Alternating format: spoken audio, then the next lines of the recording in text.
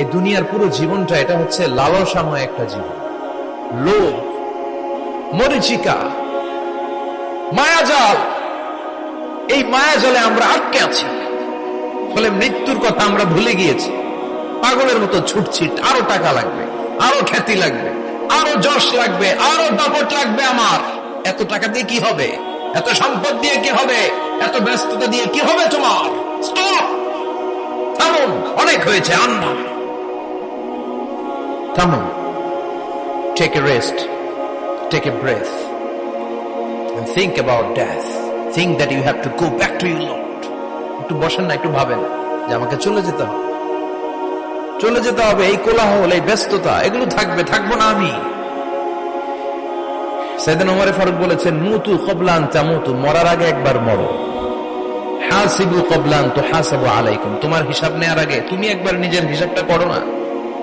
কাগজ বের করে একটু লিখো না, কি কি ভালো কাজ করছিলা, যেগুলো দিয়ে নাজাতের ওসিলা হতে পারে, 1 2 3, আর কি কি আকাম কুকাম করছো দেখো না, লিখে দেখো তোমার অবস্থাটা কি। মরার আগে একবার মরো।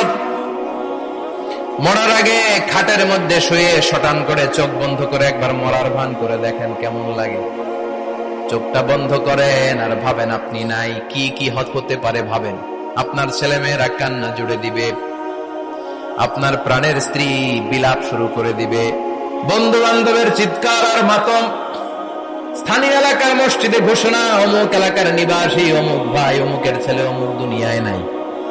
সব আত্মীয়রা চলে আসবে, ফেসবুকে স্ট্যাটাস দেয়া হবে, সবাই সবাইকে জানাবে বিকাল 4টায় অমুক হাই স্কুল ময়দানে আপনার জানাজা।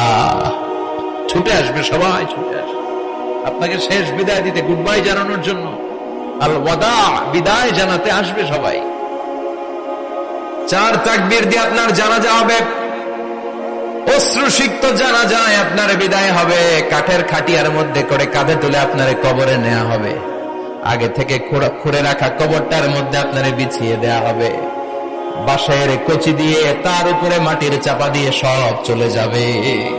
ভাবেন না একবার চোখ বন্ধ করে, this is the circle of life, this is the nature of life. এটা সবার হবে, আমার হবে, আপনার হবে। এত মায়া, এত ভালোবাসা কই যাবে? কেউ থাকবে না, সবাই আপনার অন্ধকার কবরে রেখে দিয়ে চলে আসবে। উপরে বাঁশের কঞ্চি, তার উপরে মাটির চাপা, অন্ধকার আর অন্ধকার। এই অন্ধকার যেন শেষ হতে চায় না, শুধুই অন্ধকার, ঠিক কিনা? এজন্য আমাদের চলে যেতে হবে। দাদা গেল, চাচা গেল, মামা গেল, আমাদেরকেও যেতে হবে, জোরে কোন ঠিক কিনা? একদিন মাটির ভেতরে হবে ঘরে মন আমার, কেন বন্ধ দালান ঘর, প্রাণ পাখি উড়ে যাবে পিঞ্জর ছেড়ে।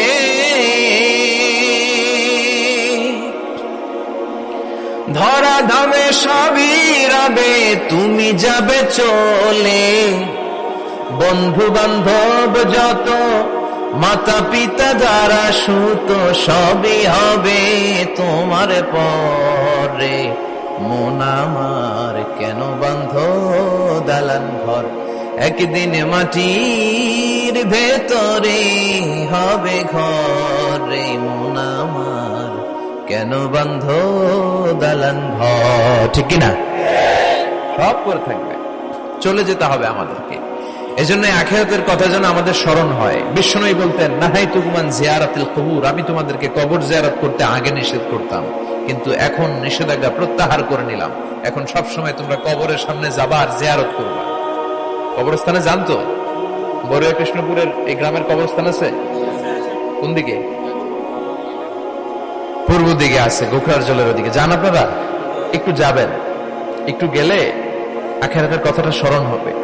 ওখানে ছোট শিশুরা শুয়ে আছে, কিশোর যুবকরা আছে, আপনার মতো তাগড়া যুবক, মুরব্বীরা আছে। এরা এই এলাকায় থাকতো, এরা আকাশ থেকে নেমে আসে না, এই এলাকার সন্তান আজ নাই। একটা সার্টেন পিরিয়ড শেষে আপনিও থাকবেন না। This is the nature of life, this is the circle of life. ছোট্ট শিশু হয়ে এসেছিলেন, শৈশব, কৈশোর, যৌবন, প্রৌঢ়ত্ব। আগে ছিলেন সিঙ্গেল, বিয়ে করে হয়ে গেলেন ডবল। এরপরে আল্লাহ আপনাকে একটা মেয়ে দিল, এরপরে মেয়েকে বিয়ে দিয়ে শ্বশুর হলেন, এরপরে ওই মেয়ের ঘরে সন্তান হতে নানা হলেন। আর কতদিন? অনেক দিন হলো তো, অনেক লম্বা সময় পেয়েছেন আপনি। থিঙ্ক অ্যাবাউট ডেথ, এবার যাওয়ার কথা ভাবেন, আখিরাতের সামানের কথা ভাবেন, ফিরে যেতে হবে।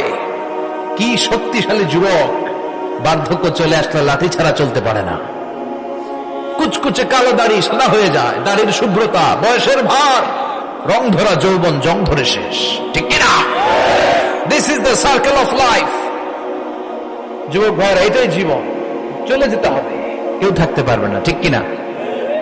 এটা রিমাইন্ডার আল্লাহ এই সূরার ভেতরে দিয়েছেন যে তোমাদেরকে ফিরে যেতে হবে, এই লোভ লালসা ছেড়ে দাও।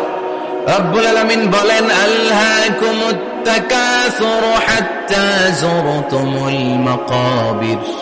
ও গোলাম, দুনিয়ার সম্পদ, লোভ লালসা তোদেরকে পাগল বানিয়ে দিয়েছে।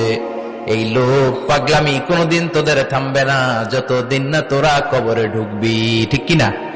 কার কথা? আল্লাহ বললেন, দুনিয়ার সম্পদ আর লোভ আর মোহে তোমরা গাফেল হয়ে গিয়েছো। আখিরাতের কথা বেমালুম তোমরা ভুলে গিয়েছো, কিন্তু আখিরাতে তোমাদের যেতেই হবে, কবরের বাড়িতে তোমাদের ঢুকতেই হবে, ঠিক কিনা? যেতেই হবে, আমরা ভুলে যাই।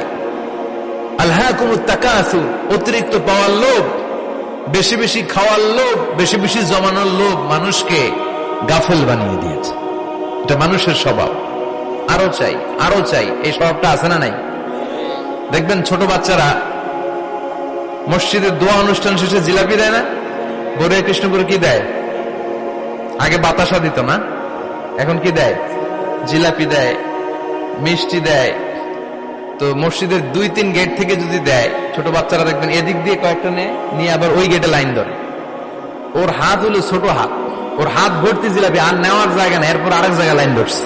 আরো লাগবে, আরো লাগবে, এই আরো আরো আরো চাই, এই স্বভাবটাই মানুষকে কুড়ে কুড়ে শেষ করে দিয়েছে। এত লাগবে কেন তোমার? চাহিদার কোনো শেষ নাই, unlimited demand of human being. যার আছে বেশি তার চাই বেশি, যার সাইকেল আছে তার হুন্ডা চাই, হুন্ডা আছে তো প্রাইভেট কার চাই, প্রাইভেট কার আছে তো প্লেন চাই, প্লেন আছে তো হেলিকপ্টার চাই, হেলিকপ্টার আছে তো ওইটা চাই, ওইটা আছে তো সেটা চাই, ঠিক কিনা? এলাকার মেম্বার যে হয়েছে চেয়ারম্যান হতে চায়, আছে না নাই? চেয়ারম্যান সাহেব এমপি হতে চায়, আছে না নাই? এমপি সাহেব মন্ত্রী হতে চায়, আছে না নাই? মন্ত্রী সাহেব প্রধানমন্ত্রী হতে চায়, আছে না নাই? কিন্তু এই দেশে সুযোগ নাই।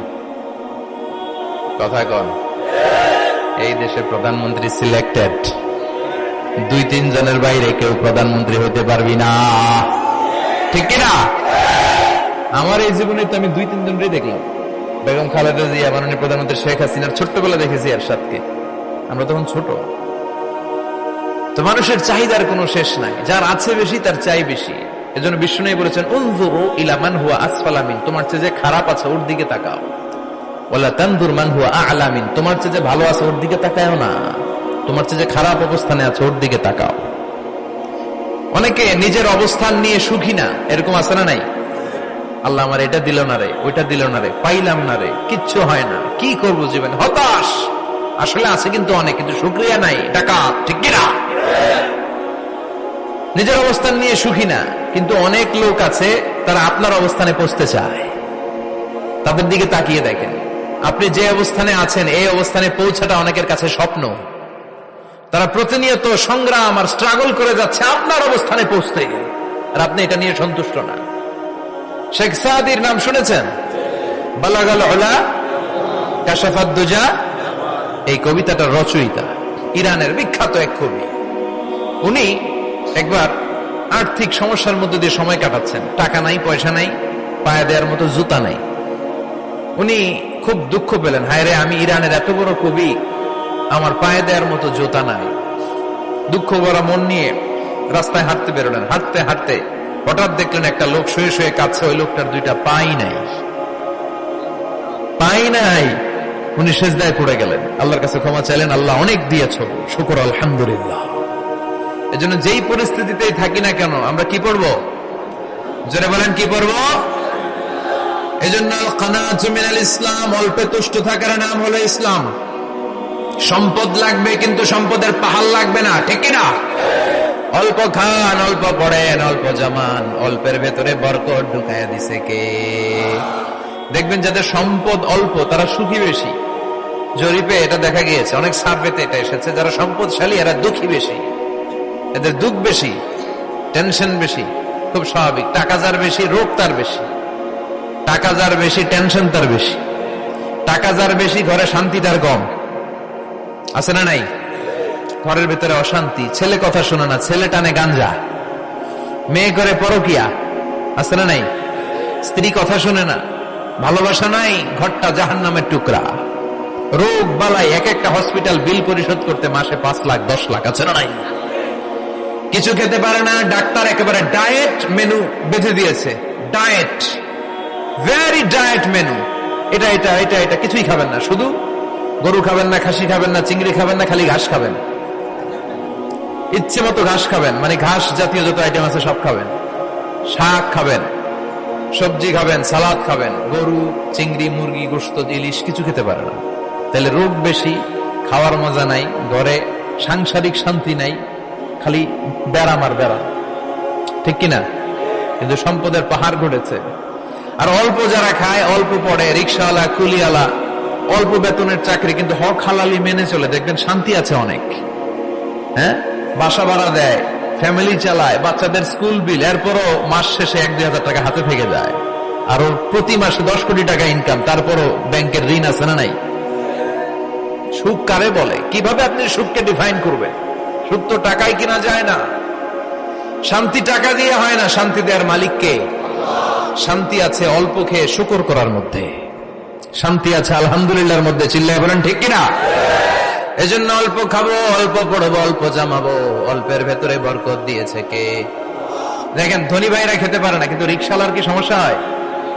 রিক্সাওয়ালারা সব খেতে পারে। কুলিওয়ালা, দিন মজুর, এরা একেবারে স্লিম সুঠাম দেহি, মেদহীন পেট, পেটে কোনো মেদ নাই, ভুড়ি নাই। আর কোটিপতিদের মেদ আছে না নাই? এত বড় বড় পেট। ঠিক কিনা? আমাদেরও পেট আছে, তবে হালাল পেট। এটা হারাম টাকা দিয়ে এই ভুড়ি বানাই নাই আমরা। ছেলে বলেন ঠিক কিনা? রিক্সাওয়ালা, কুলিওয়ালা নিজেও নামাজ পড়ে, বউ নামাজ পড়ে, বাচ্চাটাও নামাজ পড়ে, রিক্সা চালায় আর জিকির করে লা ইলাহা